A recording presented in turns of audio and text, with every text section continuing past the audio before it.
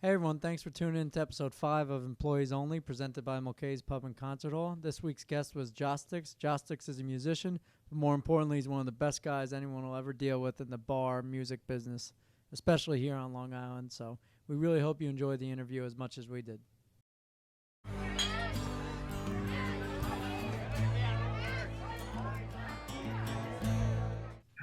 Oh man, Ruby, you look great, man. You look great, Ruby. Oh, thanks, Joe. You too. I love it. I miss love you it. so You know, much. yo, Tim, you lost some weight, man. What's going on? You been working? You working It's the out? floral, it's the I don't think I've lost any weight. Yeah. Oh man. Well, wait. What is it? You lose a few pounds on the camera, or do you gain a few? I don't know. I think you gain a few, but I'll take it. I mean, Definitely. I'll take it.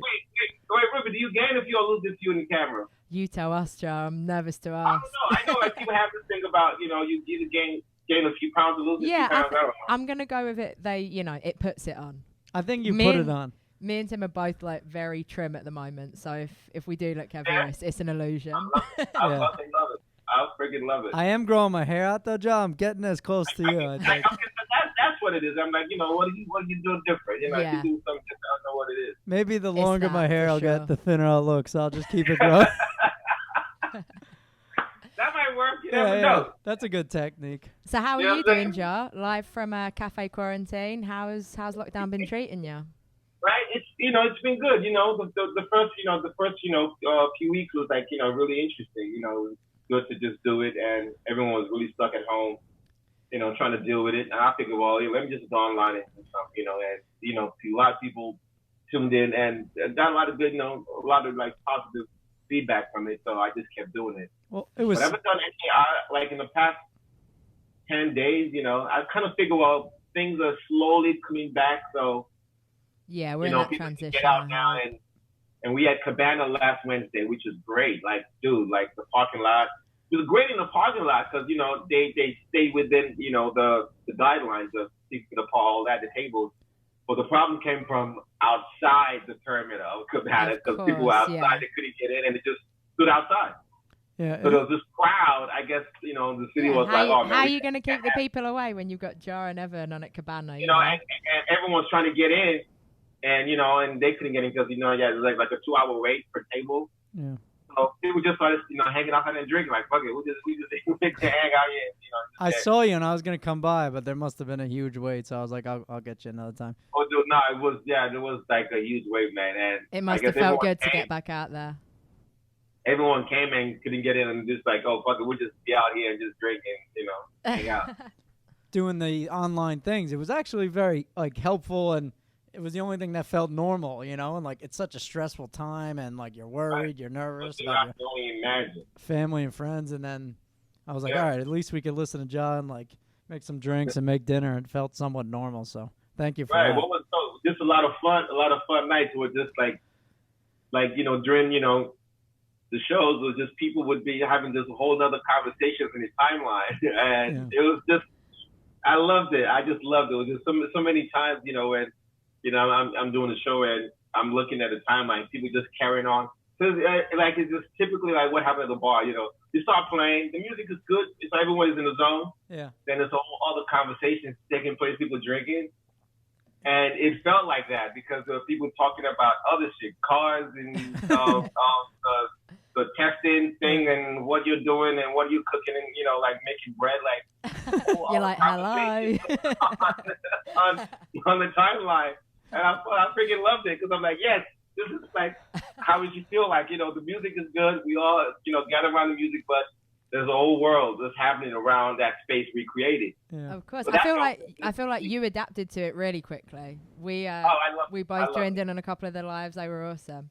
And so you're joining us live from Cafe Quarantine. That's obviously your place. You're in the city or in Brooklyn. Brooklyn. Yeah. How was it there for lockdown? Being away from it's got to be the longest time you've been away from Long Beach for a minute. For real. Joe. Like, yeah, and not seeing anyone, not being able to see anyone, and it was just, man, it's just a new thing for everyone, I guess. So we're just trying to deal with it and cope with it and make sense of it. And I was just trying to be in the moment and just take it all in and just like not. So I hardly posted. I was I was online, but I wasn't posting much because I was just trying to get a feel for what everyone was going through, and seeing people's timelines of, parents and grandparents and family and people who were in the front line and looking at, their posts. And so it was just like, for me, it was a time of just being quiet and just listening more than speaking. Mm-hmm. Of course. So that above anything else, that was how I dealt with it. I just felt like I needed to, I'm safe at home. I'm in the comfort of my house. I don't have to go out every day. Yeah. I'm not in the front line, and I necessarily didn't have anyone really close to me like that. And then I had someone really close to me went through the ordeal of, getting COVID, like really like a close family member, my aunt. Sorry, so it was really scary for like the 2 weeks, I had to be online with it because I couldn't be there. So I'm calling, my cousins, her kids, and like, do this, do that. So it was just, that actually hit home like that close to me, because everyone was like, well, a friend, grandmother, some lost their grandparents, and cousins, whatever. So it was always like a second, third degree away until it hit that close, and it was just like the scariest. I'm sure a lot of people can relate to that as well. But we appreciate all the lives you did. The music made it so valuable. A welcome break to the craziness. It was so nice to have you guys. It felt normal, and then like, not to sound corny, like the music was such a. I appreciated it so much more than usual. Like, yeah, you go out to bars, you hear it, but like, when it calms you down or like makes things feel normal, it gave me a whole another level of appreciation, Jah. So, and obviously, so hopefully now, Jah, we're on baby steps, but almost on the way back to some kind of normal. But today, we're here to learn about the man behind the mic. So, we're here we want to hear about you today. So, oh, really? Okay. Yeah, for sure. We've had a lot of interest from all our followers on the Moles page. We're excited to hear it and hear your side of the story. So oh, great, we're really excited to have you. Well, I also want to hear your side of the story. So, so Jah, what inspired you to initially pick up a guitar? How did the myth of Jahstix get started? Way back when. Music was just something that's always been there, So it wasn't like a one singular moment that says, well, here it is, you're doing this, or, or you're not doing this. It just was always like fish, in water. You don't even realize it, you're just there. So for me, music has always been there. And I never really thought about it. It was never like the thing away from, apart from me. It was always a part of me. So parents, Are you from a musical family, Jah? Well, both my parents are huge, music lovers, so it was just a natural thing, And I know my dad, just has this huge music collection, so there's always music, around him. And my mom was just a great music person. My mom's an artist, so she always had art thing around her anyway. That's awesome. What kind of art? Well, my mom, visual artist, and she also designed clothes.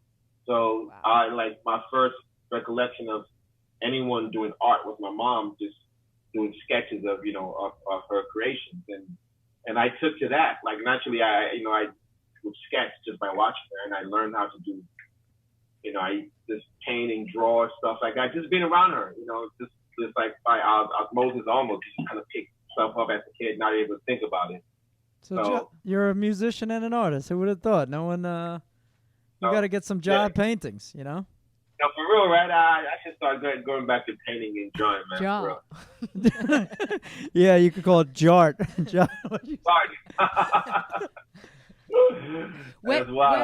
Where did you grow up, Jah? So I kind of grew up, in a lot of places. I grew up in Europe, in London specifically, where I was born. And, I grew up. Shout out. I'm surrounded by London. Hey, Bruce, East End London in the building. Taking over. You know what I'm saying? Facts. There, my parents were, young, traveling the world, hippie dippy type, living their lives and being artists and all that. And, I grew up there. I grew up in New York. I grew up everywhere, just like traveled a lot as a kid. And, and my parents were just very open to me seeing the world. So I just drifted, wherever they went, and also wherever I felt like I could, learn or just be a part of a deeper, experience in the ocean of the world.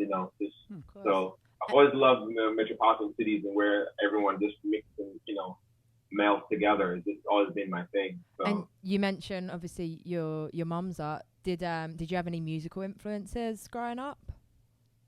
For me, I listen to everything, but I guess my biggest influences would have to be the reggae music and jazz and blues and R&B and funk. But specifically artists would be without a doubt Bob Marley, huge influence. Tracy Chapman, huge influence. Jimi Hendrix, of course. Stevie Wonder, Bob Dylan. Cabana Bob on the bongos. Yeah, Cabana Bob on the bongos. Just the world of music. But those figures always been just huge for me. Seal, of course. Just being from the whole London experience, Seal had a huge influence on me as well. Bands like PM Dawn, Seal, Tracy Chapman, Bob Dylan, Bob Marley, of course, Stevie Wonder, Jimi Hendrix. You said music was always around you. Who did you teach yourself how to play the guitar? Or was that your mom or your dad or like anyone else specifically? The guitar? Yeah, I'm self-taught. I feel like all the musicians are. It must be a thing. You just take to it. Right. You just take to something that really, I guess, if you have passion for anything, you kind of find a way to make it happen. Especially as a kid, where there's less restrictions mentally to learn new things. Of course. So, and was it always the guitar? Did you ever dabble with other instruments? Yeah, we know that you're a master on the loop pedal. I tried the piano for a while, but you can't dance to the piano. You have to be stuck. You can't move around. I was like, I don't want. I want to get the dance moving. You can't drag one into Cabana. Yeah, exactly. I'm not dragging, a piano into the Cabana. It was like you can't do that. The guitar just in your back, you can go. You see the world with a guitar in your back. It's harder to do with the piano strapped to your back. When did you how old were you when you came to America? And like what year? Like I always find that fascinating. Like people just like Ruby too. Like all right, you just move into another country. I mean, well, my parents. My parents moved here when I was a kid, and so I would go back and forth. London, New York, London, New York. So it was never like a moment. It was always like an ongoing thing. Oh no. So I can't even remember, being a kid. Like, well, it was a particular moment per se. It was just more like. You do something so much like if it wasn't for Bob, I probably wouldn't remember the first time I was being in Long Beach because you've been there so much. You don't even remember when exactly that thing takes place because it's like a continuum of so much other things. So your parents I never really crossed my mind to even think about that. It's what I've always known. Yeah. Back and forth. So it wasn't like one moment. So we're doing this now. Yeah. Maybe I should ask my mom. I don't know. I should ask her. Have you got any notable differences between your London life and your New York? Like even back then? I mean, also, London, I was pretty young as well. So, my experiences would be totally different from now. Got yeah. So, it's always fascinating to me because, like, I haven't left Wanto and Long Beach, so I always think it's amazing. I guess, of course, weather. Weather is a huge thing. Everyone makes the joke about London being wet. It's cold and wet all the time. So they're not fun. There was a lot of those. I remember a lot of those. But mashing bangers and chips. Just just so much different things that you remember as a kid. You kind of like just floats away in your head. Yeah. So but yeah, you seem like you're pretty like you're sticking in New York for a little while though, right? Like you've been here pretty consistently, right, for a while. Yeah, I think so. But I'm also at a place where it's time to see more of the world as well. So I'm also been thinking about that as well a lot lately, and this whole COVID lockdown really messed that up. But I mean, everyone's plans got messed up, so I'm not the only one. I shouldn't even be complaining, but. Just thinking on that theme alone, I've just been thinking of seeing more of the world anyway. Yeah. Have you got where's top of your list that you haven't seen, and where's top of your list that you already have? Well, some places I've been before, but I kind of want to go back there again after everything is just transpired in the world. Mm-hmm. Maybe just because I probably didn't appreciate it as much. Yeah. It's just a lot of like like sometimes you go to places that it's more very transitory in a way that you don't even think that you might want to be really there to experience what it is you came to see because you have so much other stuff going on. So like right now more than ever, man, so many places, Brazil, Spain again, spend more time in the Caribbean, Jamaica, Trinidad, more time in Africa, I want to go Far East as well, just want to see more stuff. World tour. Ja's going on a world tour. And those are like part of the plan. Like damn, like this is the year, let's do this, and like everyone's plans got messed up. So those are like all parts of like the things I wanted to do. Cuba, for example. Like damn, just the history and the people and the places and things that you've been so. Spain again, Morocco, Israel, of course. Just just the history and things and people, Egypt. Just like, and then the whole world had to pause for 3 months, and it's like, it's a good time. I found it as a reminder to like go travel when you're allowed to, like exactly. You're always sitting at home, like when you have the chance. Right. Yeah, when you have the chance, go travel and see the world. Right.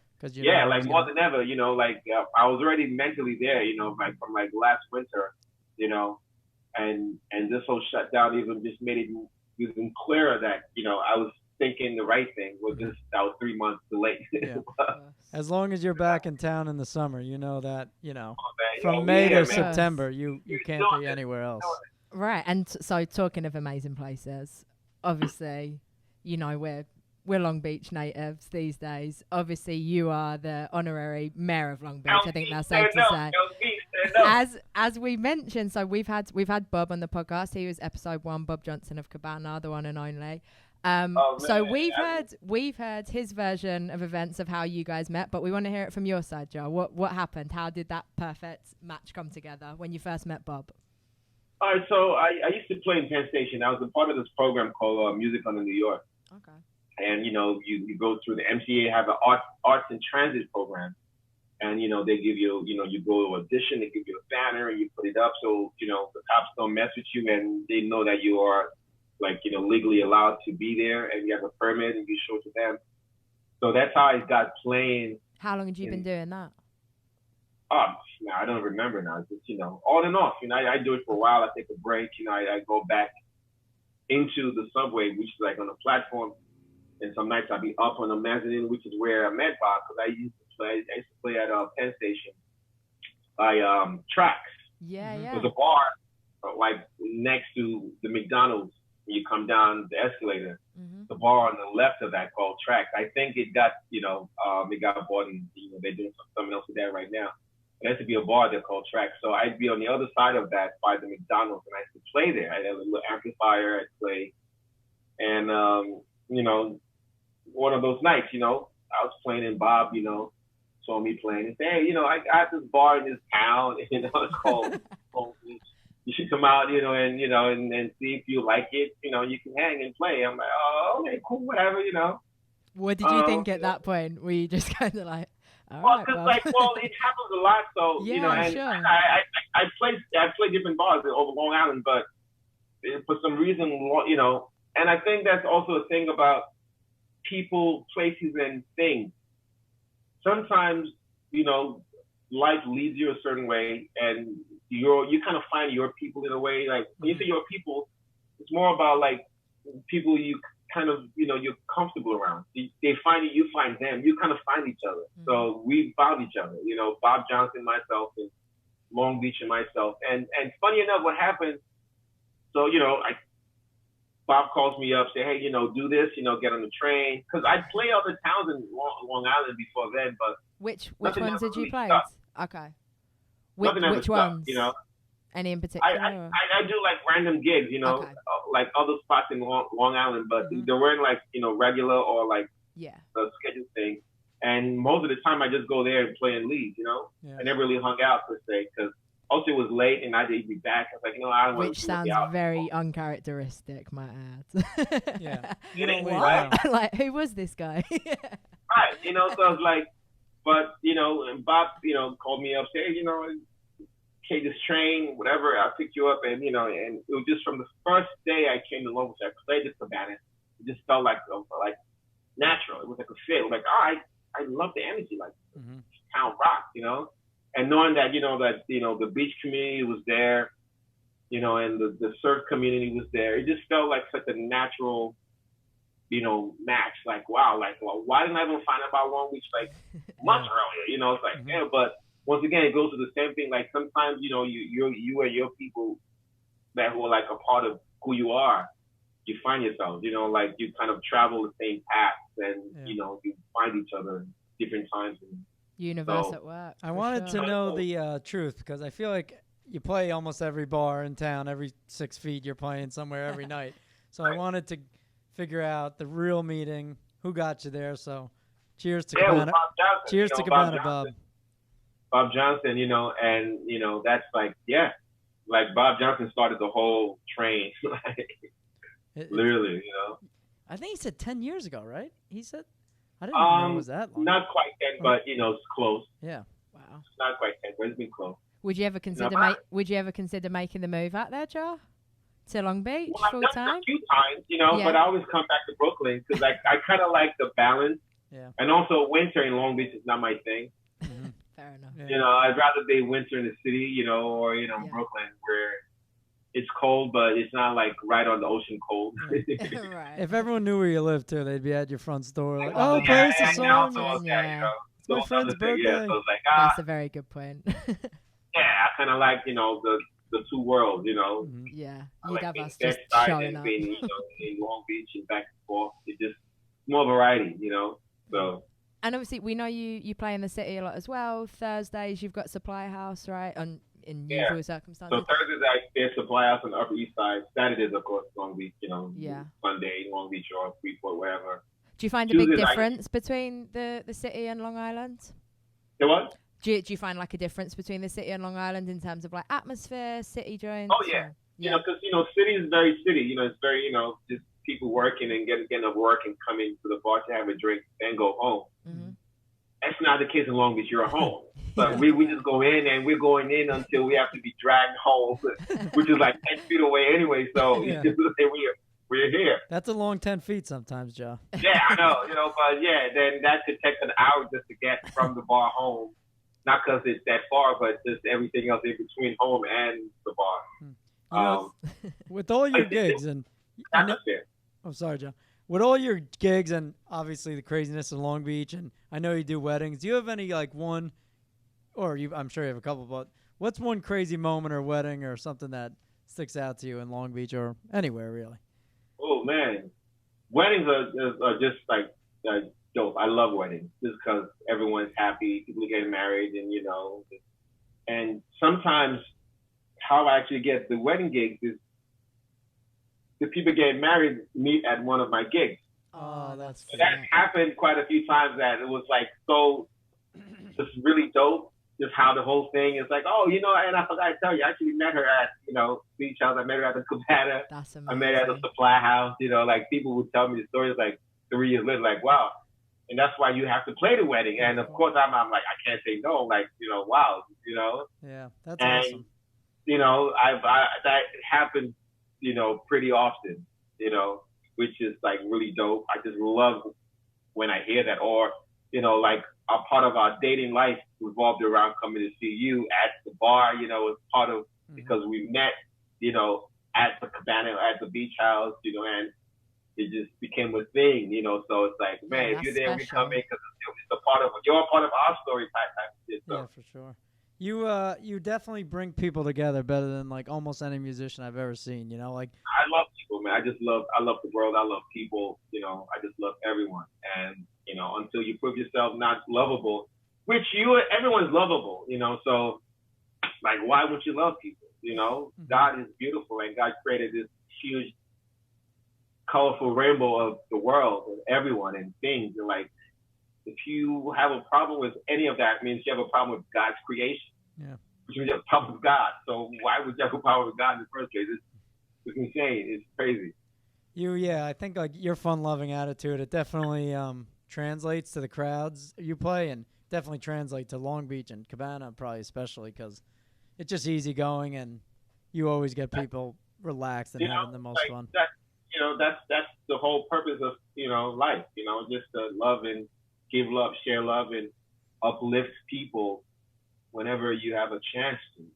The world is shitty the way it is enough. Yeah. We don't need more of that. We just need we need more everything of love and positive energy and lifting people up, and You also, Joe, like I don't imagine there's too many people, I hope not, that are listening that have never seen a Jahstix show. If you haven't, fix that, once we're back to normal. But you also do an amazing job of like bringing in like other artists. Like I've been at Cabana so many times when you've like called people up. We got videos of you on the stage. All right, that's not what I was getting to. You bring everyone up. Ruby got a Jahstix team, everybody. Hang on, we're getting sidetracked here. Ruby's a great MC. We're getting very. How many nights Ruby get on the stage, get on the chair? I got like, get on there, Ruby. Check out my Instagram for Ruby live at. We're cutting this out. Yeah. We're cutting this out. That's what you do, though. You bring people up. Everyone has a great time. Like every other artist might be like, that's my microphone. Let me get back to my question. Wait, we want to talk about UMC. Super Bowl? Talking about that. We're talking about you bringing up artists. So I've got two questions. Did you ever play as part of a band? Have you always been solo? And also, have you got any? Because I already know the answer is yes, but any like other artists who you bring up who are like up and comers, the next not the next Jahstix because there'll never be a next Jah, but anyone that we've got to keep an eye out for. Doing their thing. I mean, like I always loved this, because music is about community. It's never been about just the focal point of one thing, because the people and the music, they go together. So it's never really, I've never seen it as being about the artist per se. But even though an artist, has a voice and a message, whatever, in a way, but it's the ultimate message for me is always about bringing people together. That's always, which is why like Cabana happened to be one of my favorite places to play, not because of anything else, but I love Bob Johnson, like Steph. But the Cabana has a certain charm about it because it's a small space. Yeah. And I think that adds to the ambience of, like a really cozy, like I love playing the beach house because beach house got like a great beach vibe, open. And that's one element of that because it's open and, you kind of spread out a bit. Supply House has a similar vibe, but it's also more spread out because it's a bigger space. But Cabana is such a small space, and the energy reverberates quicker, and faster within the space that it's just like it almost energizes you in a way. And I just love that, I can be in close quarters with people, that I have love for, and just like just that energy, just turn 10 times over and back and forth. It's just a great feeling to me. So, so you kind of like being that like the facilitator rather than like as part of a band. You're kind of like you are the Pied Piper. you're the king of the feature. I've always felt like in a way, like let's took the horn and let everyone follow. Then before you know it, there's no leader. Everyone is the leader, and everyone is the follower in a way, and we're all in together.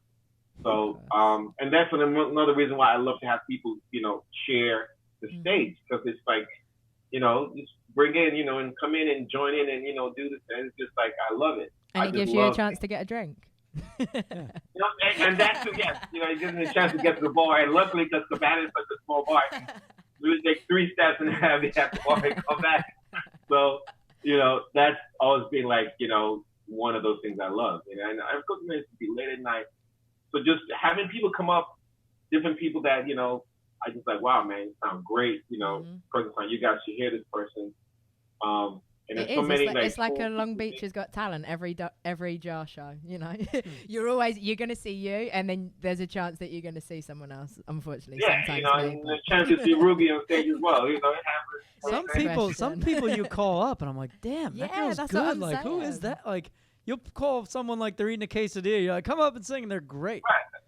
You know what I'm saying? And I just love that. I love being able to just, share the experience, with other people. So I've always, and I know I'll always do that. I just love that, you know, whole the process and what it creates in its own. It's just, I love it. So many people doing like a lot of cool stuff that so many to name, you know, even in Long Beach, you know, in Long Island, in the city, you know, like I just come on, you know, have a song or two. You know, Jai, you're so popular amongst like the crowd, and the bar owners obviously love you because you create such a good vibe and you bring people in, et cetera, et cetera. Like, what advice would you give an up and coming musician, like a guy trying to make it as a songwriter in a bar, and you know, to entertain people? I think you just, you know, love what you do, you know, and like there's this quote I put out on my, you know, on my page every now and then. It says like, love God, love people. Yeah. You know, that's it. You know, because if you love people, then you want to be good to and good with people, which means you would want to see them happy, want to see them loved, want to see them feel loved and share love. So if you love God, then you love the things that God made, which is people. And if you love people because you love God, then it's all related. So that energy, because like if you love God's creation, then you want to see God's creation do well. You want to see it, you know, thrive, because it's like, you know, it's like your dad, you know, whatever your dad touches, you want to see it do well automatically because you love your father. So whatever your dad creates or touches, you want to see it just blossom and become the best it can be. So the same way I look at, you know, people, you know, God's creation, like, well, however I can make you feel better and do better and be better, and however I can uplift, because it's, you know, the rising tides in all boats, you know, it's like we all rise together, or we all fall, you know, together, literally. Joe, would you say you're ambitious? Have you got any like bigger goals that you haven't quite reached yet, or you pretty content with like where you are? Is there anywhere that you'd like love to play, or something you'd love to do with your music? I think I would just, you know, love to share more music with more people at this point. I think that's more than anything else where I'm at right now. You know, that's a goal of mine right now. I just want to share more music with more people. In that, just being able to feel that love and be a part of the voice and the tool that just helps to push out and create more love for more people. You know, it's kind of like if I'm a chef, you know, like you know, people say, oh man, you know, your pasta, you know, like you know, Anthony Bellata, for example, you know, he makes a lot of great stuff. Let's see, he has this thing that he does, like, man, yo, his food's phenomenal. I think he would definitely want to share that meal with as many people as possible. Because he wants to feed people who enjoy food, and he wants them to, because, you know, the feeling of food, like when you get something you really love, like, oh man, I love it, dude, I love that. Like, yo, let's get some more of it. Like, yo, order another one. Like, yo, let's just eat some more. That's what Anthony said. Him and his family and his friends, like, he shares his love with his family through food. Like, him and his dad aren't like, oh, I love you, Dad, but he's like, you got to try this meatball or something. Like right, that, exactly. You know, so it's that kind of feeling, like, you know, like I just feel blessed, and I have something that I can share with people. Then, you know, and they, you know, and you know, just humbly, thankfully, that they respond to it in a positive way, that they you know, they respond in love and say, you know, it's an energy that, you know, they feel uplifts them. And so I would like to share that with as many people as possible. So that's I think at this point where my head is at, just goal wise. Like, you know, however form it takes, you know, in the next few, you know, weeks, months, whatever, with the world being the way it is, you know. But that's really like above anything else where my head is, you know, like, you know, focused on, just to. And you've been writing stuff, right? You've been writing stuff. Oh, dude, I do. Oh man, like so much stuff, you know, and it sucks because I had stuff that I'd written that was ready, you know, to go before this all went down. Yeah. Then I had to kind of like stop all that because we're literally in a different world than we were 4 months ago. They were paused. Totally different world. How does the writing process like go? Like, does it for you? Like, does it come quick, or is it Like I always found it amazing. Like some artists, like say like Luke Combs, like he wrote a #1 song in his basement in like an hour during the quarantine. Like, does it come fast or like slow? Like, how does it go for you? It's different, but oftentimes,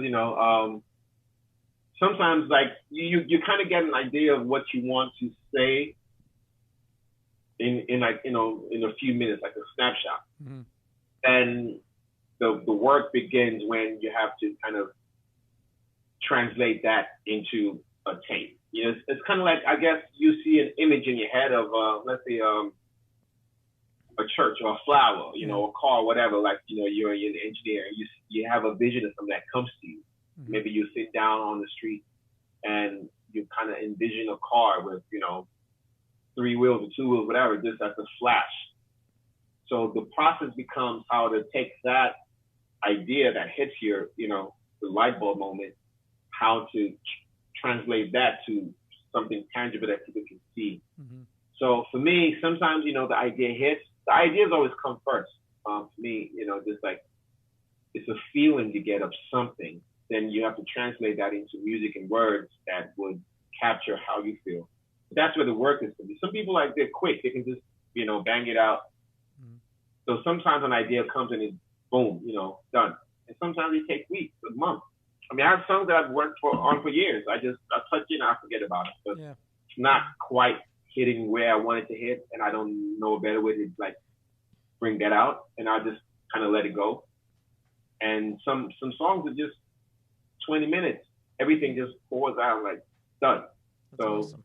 Always, it's never one way to to get to the water, and that there's there's more than one way home when it comes to that. Yeah, cool. For me at least. Some people are different, but yeah.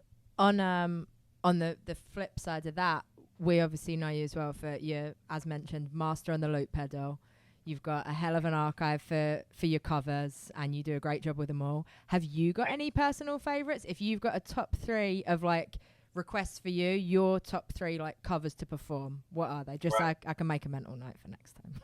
I think just over the years, I'd say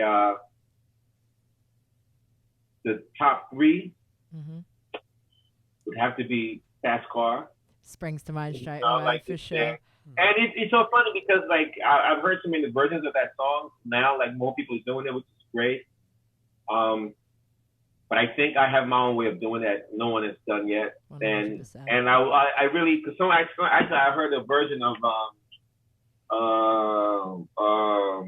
this band, I think they're called Black Pumas. They just put out a version about a month ago. Just like randomly, I was walking out my night walk. That's what I did at night when I couldn't go anywhere during lockdown. Walk around the park. So I live around about Prospect Park. I just walk around the park, come back home. And then they put out a version of it, which was kind of cool. So I think right now there's probably about 3 versions of it out there. So I was like, oh man, do I now want to put my version out? I don't know. But that's one of those songs that just I was a kid, first time my mom ever played the record for me, I was like, oh man, this song. Mm-hmm. But that's like one of those songs that just you feel you want to share with people. Yeah. And for some reason, people, took to it, and I'm really grateful for that. So that's like, my most requested song, Fast Car. And also because I do a medley of it. Yes. So that gives it something like, no one does it the way I do it, I guess, I don't know. But your medley and the foot pedal thing, you do songs differently than anyone does them. Like you did a reggae version of Shallow from A Star Is Born, and it was awesome. Don't judge me. I didn't want to admit it. I was like, what a song. And you did it like fast. It was sick. Yeah, and I think that's like part of what I enjoy, because I think you must really enjoy what you do. Above just doing it because it's cool and you can do it because it's easy, because it comes easy. But I think there's another part of that where it brings you joy in itself. Like it really brings me joy to be able to hear a song I really love and just decipher it and deconstruct it and represent it in another format, another way that's like, oh wow, I never thought about that. So I can sometimes hear a song and I'll automatically just start thinking, how could I translate that in my own voice, in my own way, without doing it the way it's done? which is nothing wrong with that because some people want to hear the song the way it's done. But I get more emotional attachment mileage, which helps me perform it better because I can relate to it through my own filter, through my own experience. So the song takes on the life that feels like almost like I wrote it because I'm singing the song in my own voice in a way. So it just has more, there's just more weight to it. Definitely keep doing that. We don't want to hear the song how we hear it on the radio. We like the Jah versions. I don't know, but that's just how I feel about, like the songs that I do. I feel like I always want to bring my own thing to it. It's not necessarily a conscious effort. It's just a way of like expressing how you feel about something that you enjoy. But you don't, Lady Gaga sang the song because that's how she felt about what shallow means to her. Mm-hmm. When I heard the song, I loved it, but I felt like if I have to relate the same story, because we're all telling stories, whatever you are like. But if you told a story about your experience, let's say you went scuba diving, you would tell the story in your story about scuba diving in your own voice. And if I was to relate your story about scuba diving to Ruby, I don't think I would tell your story the way you told it. Yeah. I'd have to translate your story in my own voice to Ruby, like Tim did this and this in this way. That's a good point. Yeah, that's a good analogy. I'd have to translate that. Yeah. I like to call it Jello instead of shallow. I've been waiting to say that. Is that why you asked the question? Yeah, I just. Ja, we've been obviously. So that has also become one of my most requested, recently in the past year. That actually took on like a whole life of its own. That it's actually also become like one of my most requested, covers as well. So following on the thread of covers requested, that's also that's probably like number 2. Wow. After NASCAR, because that's like I got so many requests that I recorded I told you I recorded the version of it. I haven't played it out yet, but I actually did record. I would say it's always girls asking you for it, but I might have. And Tim. All the girls and Tim. So, Ja, we've obviously in the spirit of these crazy times, every guest that we've had on, we've kind of asked them this question. So, when everything's back to normal, God willing, if we were to here, can be at Moles, can be somewhere else. We're hosting Jahstix, right? It's the comeback show. It's everything. It's the ultimate party. It's lockdowns ended. Wow. This is the party to end, but also start them all. Dude. So a couple of questions, right? We have to have a party. Well, this is it. So listen. So it's hypothetical because there's no budget. Right. The artist could be dead or alive. So it gets better. So you're picking a headliner for your concert and an opening act, and then you've also got a VIP table.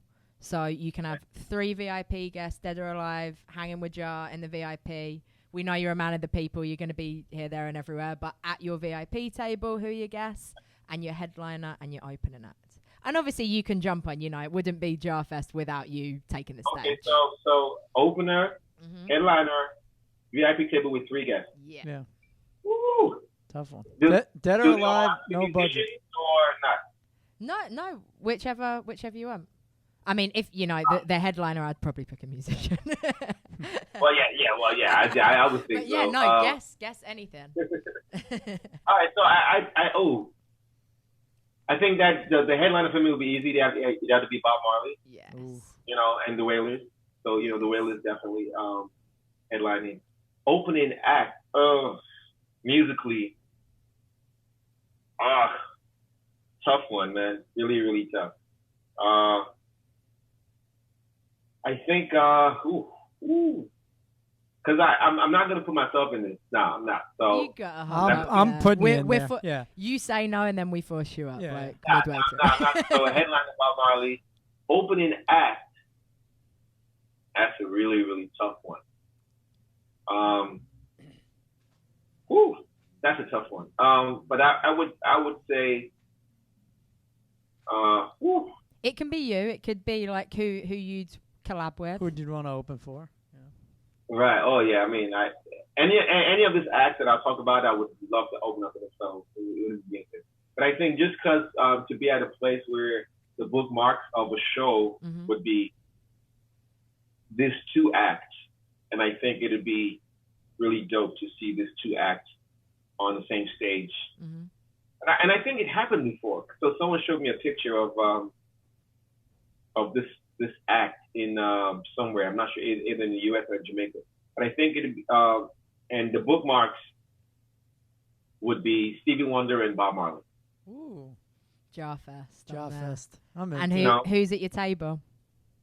So my table, I would have. I think just because we're doing musicians, but I would have one other person that's not a musician, but just like a personal hero of mine would be Dr. King. Nice. I'd have Tracy Chapman, just because it's just music wise. And another person, artist, character. I think I'd have Dylan. I think I'd have Bob Dylan, Tracy Chapman, Dr. King. Nice. Then I'd have Stevie Wonder and Bob Marley be the bookmarks of the concert. I'm in. How much is that ticket? I'll be bartending. Me and Ruby will bartend it.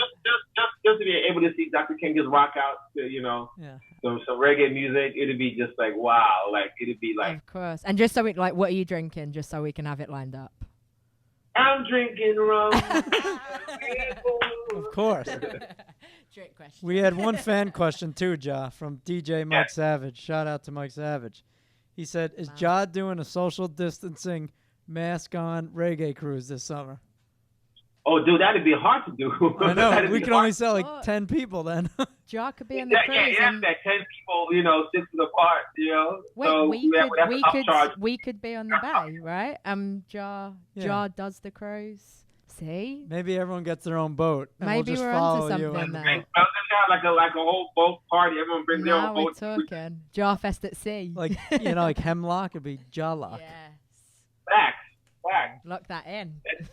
No, but I hopefully, I think we might be, because I'm hearing like the cruises are coming back. People are like booking cruises again. Yeah. So I'm hoping by, August, early September, we might be able to, if everything goes accordingly, I guess phase 4. I think that'd be such a good way to, end this, this whole thing. It'd be so much fun. Yeah, we got some partying to make up for sure. I know, right? Fireworks off the boat. Oh my God. And I also thought about doing like just a love fest to bring everyone together. Yeah. So that'll be that. It'll be that on the boat. For sure. Gotta be a love boat. The love boat. Yeah, there it is. It's all coming together. One last thing. I had a question. If you could play any venue in the world, where would you play? Besides Mulcahy's again. Yes, besides Mulcahy's, of course. I think at MSG, just because, it's just this thing like this, this iconic, iconic, place where everything that's been just great, about being able to share something with as many people as possible in a space. I think that'll be that. Just being able to do that. Any time of the year. That'd be awesome. And then you've gone from Penn Station to MSG. It's the right. perfect. It'd be like 10 to 10. You're on track. Lower level to the upper level. In the same building, literally in the same building. I bet there's got to be guys that used to play like the subways and then made it all the way up to the big arena. I think before I started playing the subway, I heard that Jason Mraz actually used to play the subway. Wow. And I never saw him, but I saw some people who, when I started playing out there, it's like, yo, this guy, he just got a hit. You should check him out. I think he used to play on on the L train or, on 14th or on the 2 and 3 line, because the other few stations back then that still, of course, the stations are still there, but they had this thing about you could like time yourself when the crowd was leaving work and the trains were certain. You know, there's a little science to it. When was the last time you did that, Jah? Do you years ago. Yeah. Do you ever miss like that kind of challenge or nah? Sometimes just because you know it's so immediate, you know, and also very fleeting because you play for a different crowd every 5-10 train. minutes. Right. So that was part of the fun of playing Penn Station because if you're just starting to like learn songs to play and you don't really have a huge catalog, that's the best place because guess what? You can play the same songs every 30 minutes. You wouldn't know you were repeating songs. That's true. All right, so love train, the love bike, we got them all covered. You get a beer and hang out with you all day, but for the most part, I say a good 95% of people wouldn't even know you're repeating the same song. Yeah, you just sing the same 4 or 5 songs. And then your Bob Johnson comes along and the rest is history. You know what I'm saying? Like literally, like you can play the same 5 songs and no one would know you're repeating songs because by the time the train comes, you're on the next one. So. Of course. So, Jah, I think we'll let you go now. Yeah. Jah, thank you so much. I missed you. Guys, man, this has been really, really fun, man. This has only made me miss you more, to be honest. This is so dope. I really love it. So, oh, man. So, this is going to be weekly or what? I think so. We're figuring it out. We're learning with everyone. Obviously, you, as I mentioned to you earlier, you were high on our list right from the get-go. So, we're so happy to get this on the archive. When Timmy was like, "Oh man, this is fucking us. This is really dope." You could curse on this podcast. We're allowed. Yeah. Okay. Good. I was like, "Yeah, this is freaking dope. Like, this is really, really nice." And I love the view. Like, the image, I can see it. Yeah. It's dope. The light in the back. The radio mic. Yeah. In the back. What did I say? Employees only. Dude, I love it. Yeah. I love it. We look professional. I don't know if we are professional, but we look professional. It looks really professional. Like, you guys are in some. If we trick people for a minute, then it's work. Some room in the NBC building, the MSNBC building with all the studios. That's it. Mo's Studios, the 3232. I think Ruby's gonna hit it big one day. I don't know how. Like either from playing with you or on the podcast. Right. Jah, it's been an absolute pleasure. It's been like, oh man, dude, I love it. We miss you. Where are you at this weekend? If we want to come see you, where are you? So I just confirmed. I'm going to be on Long Island this weekend. Ooh. Tomorrow, I'm at Pops. Oh, we're in. June 19th. Yeah. Oh, yeah. A couple of our friends are working, so we'll have to come down. Yeah. Sure. Yeah. Michelle's working. Yeah. For sure. All right. I'm not sure she's working Friday, but I know she worked at Pops. Yeah. Jah, where can people follow you? What are your socials? Let's get that. Jahstix, Jahstix, Instagram, Facebook, Twitter, all that stuff. And Saturday, I'll be at Salt and Merrick. Nice. Got this huge, deck, boats up there. So, Ruby, you can, bring your boat up and just, Oh, yeah.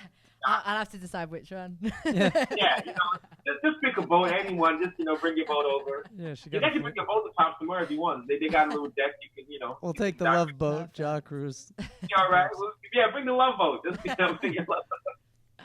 All right, so I'll be on Saturday and Sunday I'll be on the mile. Good, you're back. The mile at Broncos. Good, you're getting back to normal. It's been a little interesting week for them, but they're great people. You just being in the middle of some very unfortunate misunderstanding with a lot of people, but if the message is to get people to see each other better and treat each other better, then I think we owe it to one another to listen to each other more and work to make each other better. Yeah. So if anyone could do that, it's you, Jah. That's probably what people need. We need music back. More love. More love. Real shit. All right, Jah. We'll talk to you soon. Thank you so much. Thank you so much. I love this, man. We got to keep this going, even after we open back up. Yeah, we've got to get you in here live. Yeah, we got to get in studio for sure. Yeah, or I don't know. One of the rooms downstairs in the huge complex now. Well, we got kicked out. We got upstairs. So now we're upstairs. We're in my office. We're in my office/studio. That'd be great. I love or we could have employees only right on stage. One of those nights. Yes. We were saying that, yeah, for sure. That'd be dope. Like it'd be like really, really cool. Yeah, and have an audience as well. Yeah, if Alan lets us. That's the plan. I know. You're gonna get us in trouble. Yeah, we're gonna get in trouble. All right, Joe. Thank you so much. We love you. I got you my ideas. Oh man, we would love it. See you. We love it, guys. Bye. I love you guys, man. Love you. Much love. Thank you I'll so see you guys much. soon. Yeah, definitely. All right. Goodbye. Love you, Joe. Bye.